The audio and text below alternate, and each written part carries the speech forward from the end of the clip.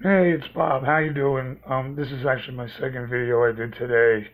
I guess this YouTube stuff is like crack. Once I started voicing my opinion on stuff, I just can't stop. Nobody watches my channel. I don't expect anybody's really ever going to see this either. So if you're watching it, thank you. Thank you for hearing my voice.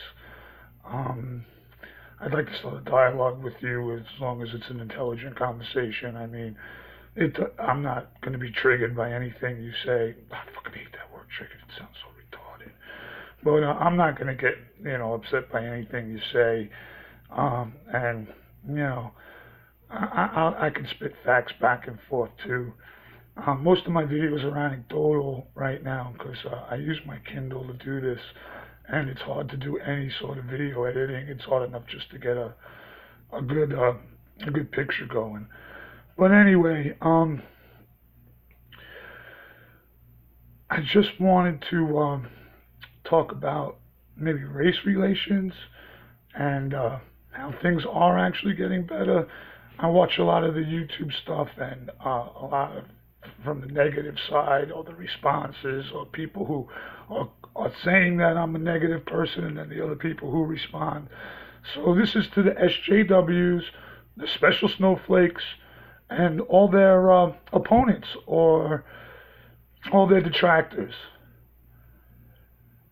If you want to see how life in America is going between race relations, men and women, and just society in general, there's a show called What Would You Do on, I don't know, ABC or CBS. It's on Friday nights. It's hosted by John Quinones. He's a news person, respected.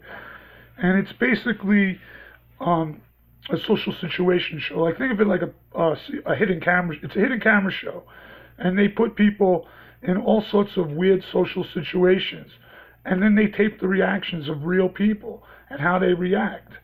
Um, they do ones like gay guys showing PDA in a restaurant in Texas. I just saw one of the recent ones. They're going to Atlanta. It's about black beauty shop and one black girl who dates a white guy. That one's a common theme. They do that one both ways over the last few seasons it's been on. About children peer pressuring or bullying other children into doing something.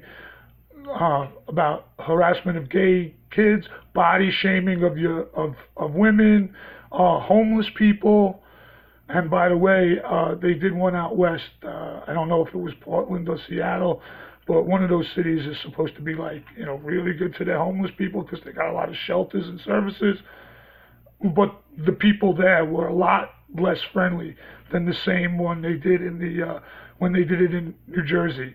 Most of their stuff is taped in suburbs of New York and New Jersey. They do a lot of beachside stuff for the summer. Anyway, so for all you people who are screaming about the media and underrepresentation and overrepresentation and how people are portrayed and how people treat each other, watch one episode of this show. Hit it up on YouTube and find one of the clips that you think will pertain to whatever your particular situation is. Um, if you want to go through it and you're like a fucking like all the way to the far person and you want to look for the little microaggressions and the little, undertones and the themes and you want to read into each and everything, you're going to find a lot of stuff because that's human nature, you know? But the one thing I did want to point out about this is that the one thing I noticed was most of the people who talk out about what's going wrong are women. And when they ask the women why, they always say, well, I was maybe a little worried, but I feel I had to raise my voice, or I can't let these things go through when I see them, blah, blah, blah, but they feel very empowered and empowered enough to intervene in strangers' business. It's a prank show. It's a hidden camera show. One thing I noticed about a lot of men is they'll agree totally with whatever's going on and how, it's wrong, or it's, that they agree, but they're more scared to speak out and do anything because they're less empowered now. They feel that it's not their place anymore, and that if they do speak out, that they're possibly going to be seen as the person who's wrong, or accused of other intentions. I don't know how to eloquently state that. It's something that you see, but I noticed that the women are more empowered to speak out because they don't fear any repercussions. Men don't want to speak out because they agree, but they do fear repercussions. And a lot of the times when it's a couple, the woman will start it, and she'll say stuff that is totally right, but in a way that it's like the guys are looking there and it's like, listen, don't say something don't say something that I can't help you out with. What is it? Don't cash a check your mouth can't. Well, whatever that expression is.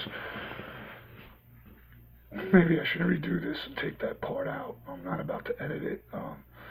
The devil inside my head says people will understand.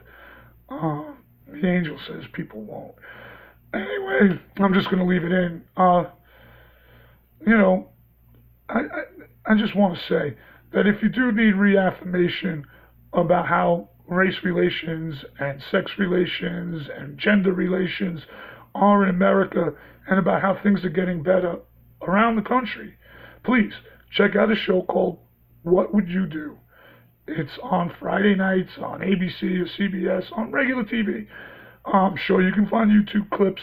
I know I'm repeating myself, but please check it out. Tell me what you think in a comment. Make a response. Tell me I'm a fucktard. Call me a cunt. Whatever. Do something. Show me you're out there.